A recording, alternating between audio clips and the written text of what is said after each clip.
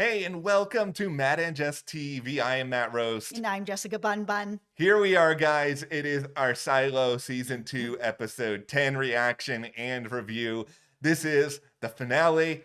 How's everybody doing after all of this? How is the roller coaster of emotions still going? Are you shocked? Are you sad? Are you disappointed? Where are we at? Okay, everybody put on your hard hats. What? Already? Yes. Okay, so the first 50 minutes, 55 minutes, I loved. I loved the plan. I loved seeing Juliet meeting up with Bernard. I was actually kind of hoping they were going to meet up on the hill on the way over, and it was going to be so shocking to everybody. I loved them seeing Juliet. I loved the sign. I was so all in on this. I was just ready to be this is the best finale. It is so good. It is even better than season 1 finale. I know I've been hard on this season, but last episode was so good. I was like, this episode, oh my God. And then we got to the last 5 minutes where all of a sudden we were back in, we'll call it the real world, but it was in the past. Yeah. Kind of setting up what happened and why possibly they are actually in these silos. We'll dive more into that. But I gotta say, it was so jarring to be taken out of the world of the silo. And for season 1 and season 2, we have been completely in these silos to all of a sudden be back it's raining, we're at the pub, we're on a date, here's a pest dispenser. I was just I didn't like it. I didn't like how jarring it felt. It took me out of this really special world that they've created where we're down in these silos, sort of in these vaults. It made it very different from other shows that are kind of like this, like Fallout, where it's yeah, you have some stuff in the vault, but you have some stuff out in the world. That wasn't happening with silos. A very contained universe that I was so all in on. And then all of a sudden it's here's this congressman. I'm I don't care about you or what is going on, or this reporter, or the pest dispenser. And that's where I am. Beef, beef, beef, beef. Okay, beef. Okay. If everybody's hungry for some beef, stay tuned. No, we're going to get a lot more, of course, into all of that, the point of it, what it might mean moving forward, and of course, everything else from the finale. Before we do, though, hit that subscribe button now, because I know Silo Season 2 is over, but there are 2 more seasons coming, Season 3 and Season 4. Beyond just that, the same day that Silo is ending, Severance is premiering on Apple TV Plus. I mean, if you love Silo, I feel like I almost guarantee that you're going to like Severance. I mean, they're both so twisted and interesting with great characters. The same kind of coverage we do here on Silo, we are going to do on Severance, and we do not want you guys to miss that. Thank you so much to everyone who has subscribed. Okay, let's just get into it all of what is going on here. So it seems like there was an attack that happened on the US, which is a story that for me is just really overdone. It's been done so many times that the minute that it was brought up, I was like, oh no, please don't tell me that you guys are just doing this same old of what is going on, of this country's doing this to this country, and now the US is upset, and now they're gonna retaliate. Now everybody's gonna end up in the silos. I was just I don't know. It was dry. I felt like the story has been told. And I mean, we've only seen 5 minutes of this story so far, but the story has been told better. I am struggling a lot with the end of this season. I'm not going to sit here and pretend like my opinion of the ending is that different from yours, because I thought the first 90% of this finale was excellent, and I thought the last 5 minutes of it was extremely disappointing and also just completely isolated from the rest of the show. But the biggest question that I am wrestling with is, why did we need this here? Why does this matter at the end of this season? Because to me, I still wouldn't have liked it, but you could have put these 5 minutes ahead of everything else in the finale. Heck, you could have put it at the start of another episode and it wouldn't have mattered. It You would have. could have put it in the trash can because it didn't need to be here at all. Like, it just kind of doesn't matter to me why this has happened in the first place. And I also would have loved it if the show had the people in the silo figure out what happened. It reminded me very much of the last season of Only Murders in the Building, where we had the three main characters for 4 seasons trying to figure out how this is all connected, and then you all of a sudden in the last reel have these characters that haven't been part of the show show up and explain everything. It was so disappointing, and that's kind of what happened for me here. Yeah, I agree. I would have much rather people within the silo come to this revelation on their own, because it suddenly shifts the point of view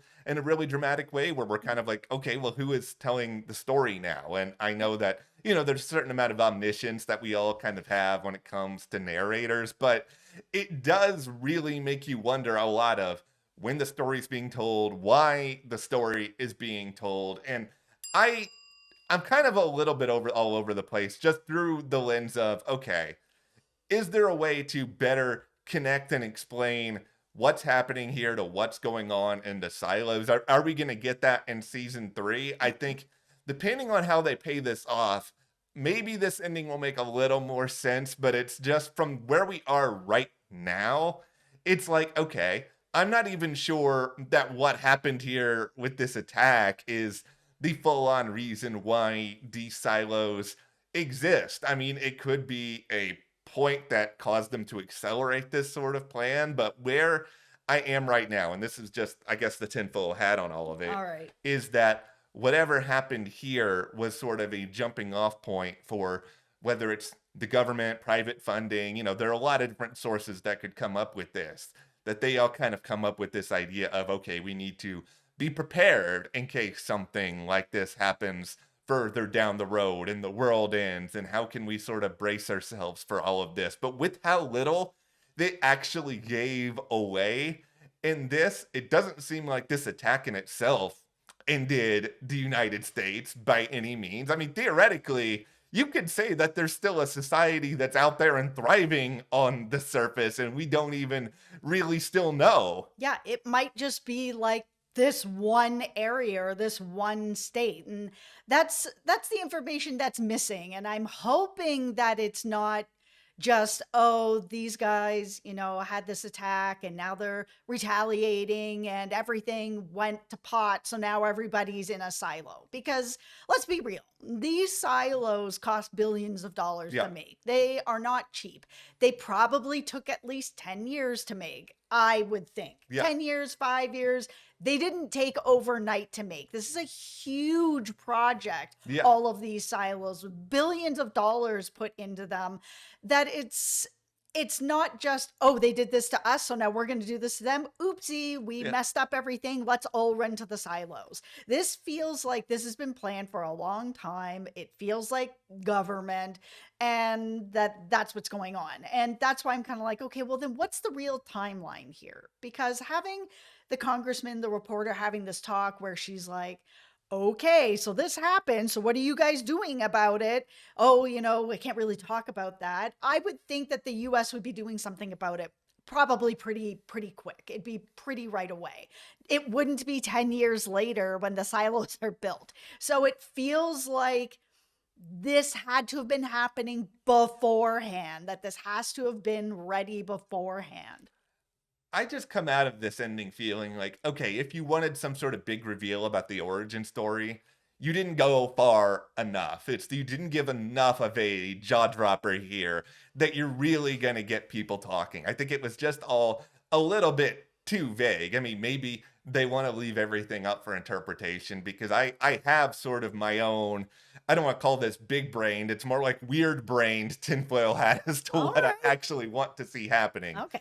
All right. So what if, and kind of alluded to this a minute ago, like what if the entire world isn't like this? Like so much of this messaging has been, the game's been rigged from the start, and all of this like feeling of being trapped and being hopeless. And I just feel like the thing that would cause the most rage and madness, especially for somebody like a Meadows or like a Lucas or Bernard is just sort of this revelation that, oh, this whole society that in these relics, these things that are hide away, like that's still out there, but you're never going to be allowed to see it. You're never going to be allowed to witness it. That this is Mhm. maybe all just a test program for what happens. And maybe what we saw at the end of the season 2 finale was the ultimate jumping off point to, okay, we've already been working on this. Let's just do it. Let's just get this in action. Let's just figure out if we can make this happen. But these people are never going to know what's on the outside of it. Like that is devastating. That is juicy. That to me makes this show a little bit different from a Fallout or, a Walking Dead where the entire world's just over. There's no real hope for a different tomorrow. And I want this show to stand out. I feel that this is an experiment put through with the government who would have the money to be able to build something like this. And that maybe this was the catalyst of what was going on, the attack. And then they're like, okay, let's try this then. We don't really know how radiation works. We Yeah. saw, the congressman getting checked. It was like, oh, has it ever gone past a 2 or whatever? Yeah. No, it's all right, sort of thing. That we're like, okay, you know what? We don't really know how this works. Let's try to figure out how this works. So we're going to build these silos. We're going to fill them with engineers, doctors, all the farmers, all the people that we're going to need to be able to make this work. And then we're basically going to put them under a dome, because this is where my theory is coming in. We had Solo talking about the idea that his parents knew that there was sort of this safeguard and that his parents knew how to cap off the pipe that was going to poison everybody. And he said that when everybody went outside, they didn't die right away, that there was sort of this dust cloud that showed up, and then all of a sudden it happened. So, what if this experiment where you have all of these silos underground is also controlled, not necessarily under dome, but in some sort of a confined space where it's like, okay, people are getting out, press the button, you're going to release the poison and this dust cloud will pop up and will kill everybody. Okay, cool. We took care of it. Yeah. And that's how they know then to be like, oh, well, if we put a cap on this, then we can actually just get outside and everything might be okay. That maybe outside, that this is the big lie. Yeah. That first it's like, oh, you see this thing on the screen. Oh, okay, everything is okay. That's the first lie. Yeah. Then it's like, oh no, everything is actually really bad. And that's the second lie. And that the third truth is that things are actually okay outside, but that they're killing off everything, that whenever they need to, they can just pump out a dust cloud of poison and deal with it. Yeah, that is brilliant, but also just Oh. diabolical. This is brilliant and diabolical Thank you. for everything that's going on. But I think it's right. I just think that this show is very dark. This show is very twisted. And I just think that this idea of, oh, there is still, a safe place out there just adds another layer of heartbreak to all of this. But it also gives a much better explanation to this idea of the safeguard. Like I was sort of thinking after episode 9, that's like, okay, well, maybe the safeguard is just that they're flooding everybody because there's, even if it happens slowly, where are people going to go? Because they're Right. going to die if they go outside anyway. So there's only Yeah. so long. But the idea then, what if it is okay, they deliberately poison everybody on the outside while simultaneously on the inside, they're also piping through something that potentially poisons everybody. Right. So you're giving everyone effectively nowhere to hide. As long as you have sort of devised something architecturally where you're going to be able to make sure that there are no nooks or crannies that anybody can kind of dive into, because the reality here, especially if this is as diabolical as everything you've listed out, is that they have kind of thought of almost everything. And if you Yes. are pouring this amount of money into a project like this, Yes. then you're going to think of everything.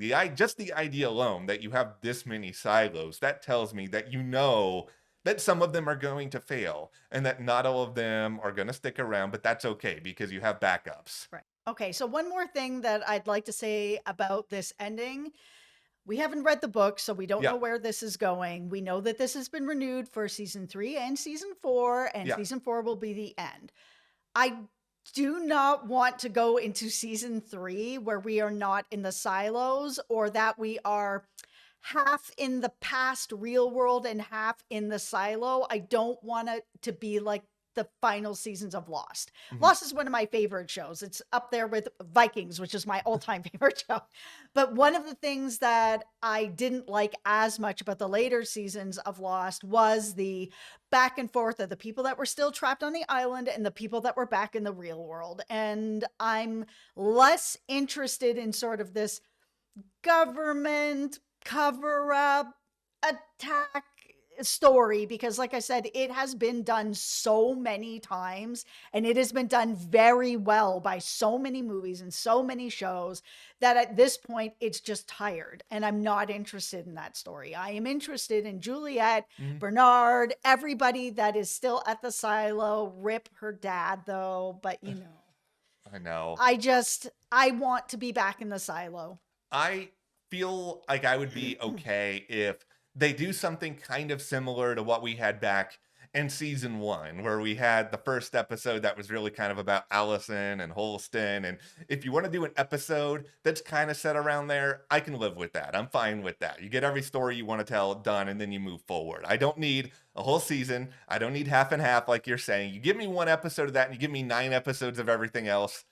I'm fine with that balance, but at the same time, like, I do really feel like it's just a more interesting discovery if, and you alluded to this earlier, if people figure this stuff out for themselves. Like, we love good old fashioned whodunits or Mhm. mysteries here at the channel, where make this into a mystery where you have some characters, have some information, and they're sort of like, okay, how can we figure out more without the safeguard being activated and all of us being killed? Like, that's exciting. Like, those are stakes. Yeah, and you have so many inquisitive, smart people Yeah. like your guy Lucas. Yes. I mean, we saw Sims and Camille and their son go into the vault Yeah. and actually get to see a little bit of what's going on. Camille's the only person that's allowed to stay.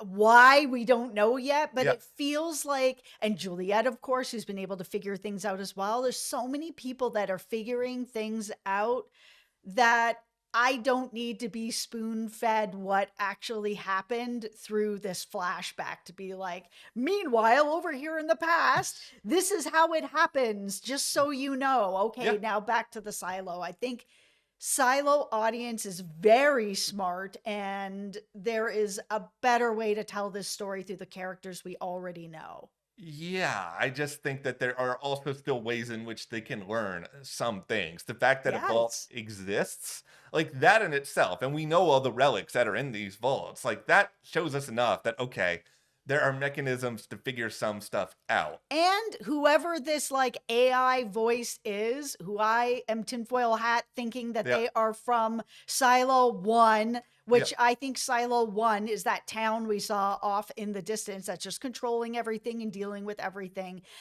That place will have the answers on what happened in the past. How did we all get here? Who's behind it all? They can get those answers without bringing us this whole 5 minutes where it's like, really, we just want to be clever and show you the Pez dispenser. I love Pez dispensers. Don't get me wrong. Pez candy can be delicious, but at the same time, it is not a delicious ending for a show like this. I want to get into something you brought up briefly, and that is Camille being in the vault, because I have kind of a sense as to maybe why this has happened. And it goes to, let's just go along the line of logic of your Silo 1 idea here, and they have this sort of AI voice that I think they can program to say or do whatever. It may even just be a person's voice who's just using a filter. It's the Wizard of Oz. Yeah, It's the person behind the curtain using a filter, being like, I am the all powerful. And then you pull back the yeah. curtain, and it's like a guy with a bunch of machines, and it's a little guy doing nothing. It's clear that they have a pretty keen sense of what's going on in these silos and that they're watching and they're Mm. paying attention. I think they probably chose Camille because they need somebody to have these secrets who is a little bit steadfast and has a little bit of morally grayness, I would say, to them, where They can think logically, they can think emotionally at the same time. They Mhm. understand the value of keeping secrets for quote unquote the greater good, whatever that may be. Like we have seen that Sims can be pretty loyal, but Yep. at the same time, he can also be more than a little bit emotionally volatile. And that's something where if you were Silo 1, you're probably a little bit hesitant to go along with that person at this point. Yeah, I feel like whoever ends up being IT or Shadows, they want people who are thinkers and they Yeah. want people who aren't just blindly loyal like Sims has been for most of this. He's starting to kind of come around to be like, okay, maybe things aren't what they seem, but everybody's kind of at that spot. Camille's been in this gray area for a lot longer Yeah. and trying to figure things out. And I think that whoever's behind all this probably thinks that they can maneuver her a little bit better because she is thinking outside the box Yeah. and that she might be more valuable because she is more of a free flowing thinker. Okay, it is now time to talk about my absolute favorite part of this finale. Everything with Bernard, who completely he crashed out so hard in this episode. Bernard did the sci-fi equivalent of basically a guy who has gone through a very bad breakup and then just goes and sticks their head in a gallon of ice cream and is just watching sad movies and crying, except in his version of it, it is brandishing dangerous weapons at people, screaming. Nobody knows what he's going to do at any given moment. All these people are like, oh, hi, Bernard, what's going on? And he's just losing it on them. I know it was so well done where even watching him with Sims be like, I don't even care anymore. You want to be the shadow, cool, you're the shadow. Here's the key, bye. Oh, here's the code. See ya. He just didn't care anymore. It was so well done. I freaking love Tim Robbins so much. He is the best actor on this show. He is so good at being devious, but and I Yeah, he know is.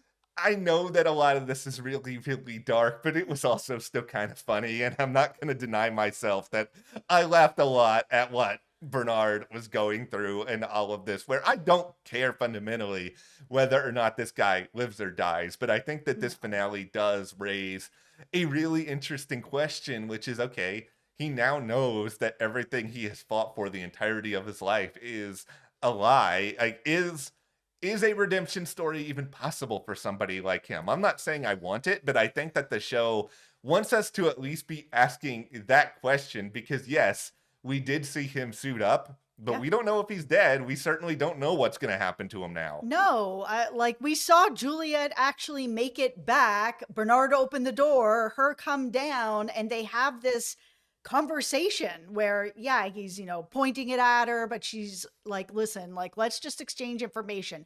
I know this, you know this. Cool. Where are we now? Because Bernard is so broken. For me, there's no redemption story for him. He's just a baddie through and through. Yeah, he's doing it for the better of the silo, but it was all a lie. And all the Yeah. things he did, it was all for the greater lie. So it's hard for me to sit back and be like, yeah, he can be redeemed. However, Hmm. I wouldn't be surprised to see these two unlikely characters be working together because they both are kind of on the same end of the lie at this point, where they both have a tremendous amount of information that they are willing to share with each other. Bernard is broken, so he can be bent, Yeah. and Juliet is not broken, and she is going to be willing to bend him. It's just, are they alive? I mean, they ended up back in this room where all of a sudden fire is shooting out, and I'm assuming it's to maybe burn off the radiation. I Yeah. mean, like, I imagine that neither of them are dead. That's Yeah. not where it's going. It feels like maybe that's the purpose of it, to be like, okay, we'll burn off all the radiation off the suits. There'll be holes in the suits, but they'll make it through. Here's another tinfoil hat for everyone out there. Man, you Is got a that lot of tinfoil I on am. today. This is a tinfoil day, guys. Okay, so this room, I think the quote unquote design purpose of this room is basically what you've spelled it out to be. But I also wonder if there was also a design wrinkle to this where they were just hoping that it would actually take out anybody who went in there, especially if you're coming back into the silo. Who knows what information you have? So we're just Could going to be. set you on fire, see what happens. But no, I don't think that we're going to lose. Honestly, either one of them. Like, No. the fate of Bernard is still a little bit up in the air. And, this is a very, very minor book spoiler alert here because we have not read the books. But No. the one thing I do know is that Juliet in the source material is not really around much at all in the next book. But, she's not gone. She does show up again eventually. And I know for season 3 of Silo, they're changing that a little bit because Rebecca Ferguson is the star. She's also an executive producer. You do not want a full season of Silo without her playing some sort of role. So what's kind of fun, I guess, about that is that we're moving into a little bit of unknown territory where even book readers aren't exactly going to know what's going to happen here. What excites me about the next season with Bernard, especially, is Yeah. that he was the last person this season that was really on his own. I said this in a couple of videos. I'm like, he has no allies. Rob called it out to him, was just like, you got no allies. Like, this isn't working for you. And he was really trying to be a one-man show to be able to keep everything together. And like you said, he Mhm. had a horrible breakup with all the Yes. sheriffs that turned on him. The plan that the Down Deep got together, it was so good. It worked out beautifully. He got. And it just feels like the idea that an entire silo could come together on the same page to go up against Silo 1 or whoever is dealing with this is so exciting because that doesn't sound like anything that's happened in the lore of these silos. And oh, what do you do if the entire silo doesn't believe you anymore, including IT? And nobody is there to control it. And that's the fun of this show in a way, where we can sit here and be like, okay, the big wigs thought of everything, but there's no such thing as everything. Like, there's always something, especially if we're talking centuries here, that they would not have thought of because people are adaptable. People are Yes. going to change. You can't control everything. Especially with Solo talking about his parents and Yeah. that they had found a way to cap off the safeguard. So Juliet has this information. So can you have a group in this silo where the entire silo has figured out how to stop the safeguard, but they're all still there, like, and nobody's here for the cause anymore? I'm so excited and fascinated. Like, this is the stuff I'm really eager for in season 3, not potential flashbacks like this stuff. But now we do have to spend a moment here talking about, and he is now officially, you have evolved, my guy, Solo. Are you done, Solo? Are we ever going to see you again after all of this? It was really sad. I mean, seeing her try to hug him and him Yeah. sort of jerk away where he's not used to being touched, it, Yeah. it was really sad to see him give that hug at the end. I mean, like, I would like to say that we will see the people in Silo 17 again, and I think there's a good chance, but Yeah. I don't know. Like I said, my fear is next season there's going to be a lot of time spent with new characters back in the past in the outside world, and it's just going to we're going to lose Silo 17. They will be fine over there eating 30-year-old ice cream out of the vault, and the water has stopped rising, and they will figure it out. But I don't know that they're going to make it over. Yeah, and I say this as one of the bigger Steve Zahn fans out there. I really enjoyed this arc. I'm very pleased with where it went. It went in some directions that I certainly did not expect. I thought he was just potentially just going to be this really annoying character who's just trying to kill everybody, and I'm glad that didn't happen. But you can't really bring him or Silo 17 back unless there's a really good reason. Like, you can't show them sitting around and eating ice cream because there's not a story there. So it really comes down to, okay, is there something that's going to happen where they're able to build their own suits and eventually come over to Silo 18 and join that society? Like, maybe, but what's the purpose of that going to be? You have to have a real reason to include them. And I think if you're just bringing them back for the sake of bringing them back, like, then it's kind of a disservice to the rest of the show. So I really like the Juliet Solo relationship, but even if we never see them again, I think they both really learned something important from each other, where I think Juliet's learned more about patience and more Mhm. about empathy and more about sort of understanding what other people have gone through and seeing a different worldview. And it's obvious what he's learned. So we do have something we can take away from it. And I think Juliet has learned that. I mean, Solo has taught her a lot. This experience has taught her a lot.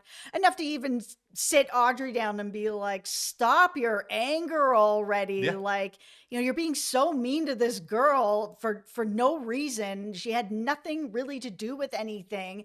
You guys are all you have together. So stop calling her Eater. Her name is Hope. Whoever is behind this show clearly likes Star Wars, that we have Solo and Hope going on this show. It was really nice to see where she was just like, she said it out in a way that made me feel like they're going to be okay.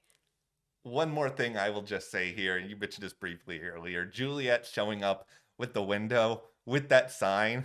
That was every single thing I had wanted and then some. It was even better than I thought it was going to be in my head. If they had just ended the finale there, imagine what a different video this would be. Absolutely. I'm just going to pretend that this ended with her and Bernard catching on fire. That's it. That's the ending. All the rest of it, I'm not here for it unless it turns into next season that we are spending a bunch of time in the past. They're just really going to have to sell me on some of this. I'm concerned. I don't know where exactly that stuff's going to be going, but it's not a great ending for this season overall, especially with the rest of this finale being so good. So good. So good. Watching Walk sit there in front of Bernard counting down to when they were going to lose like levels 90 to 92 to be like, oopsie, now you have nothing. Oh, you sent all your raiders down to the bottom. Oops, you made a mistake. Like, it was so well done. I loved seeing that. I mean, I felt like Knox knew what was going on. I had felt like there was another plan going on. I didn't see the whole Walk was part of it the whole time at all. Like, I was just like, this is so good.